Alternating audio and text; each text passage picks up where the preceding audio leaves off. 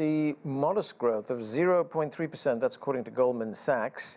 Chancellor Olaf Scholz is in trouble. He just lost a no-confidence vote. This will lead to new elections in February. It's expected that he will be replaced as Chancellor. So where do you see Germany headed next year? Also remembering that it's been impacted by the conflict in Ukraine. A lot of things happening in Germany and in the heart of Europe. Something which may not be so obvious, but will impact Germany and I think Europe entirely is what the oil price will look like in 2025.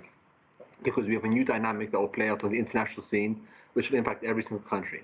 And this dynamic goes as follows. We have the United States, who under Trump wants to, as John said, drill baby drill, which means what Trump wants to do is to decrease the cost of living for the average American, which will hopefully increase consumption in America also due to that.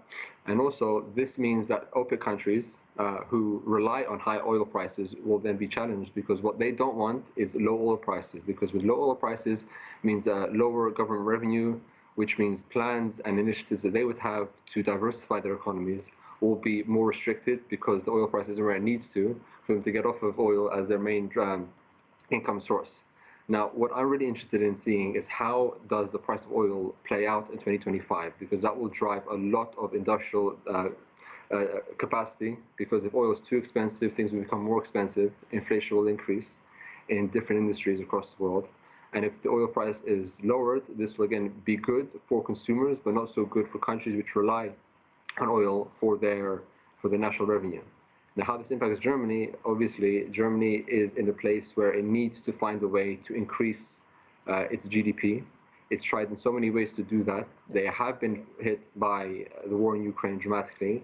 They're trying to find new sources of energy, which will take a long time to secure and to actually play into their energy grid.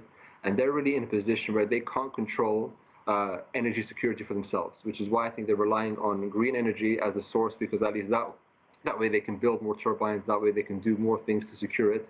But unfortunately for Europe, its geostrategic positioning is something which we measure, and it's not as strong as other countries where oil is under their feet, right, gas is under their feet, and they can use that as when required as a protective barrier for their country, like the United States and like the Middle Eastern countries.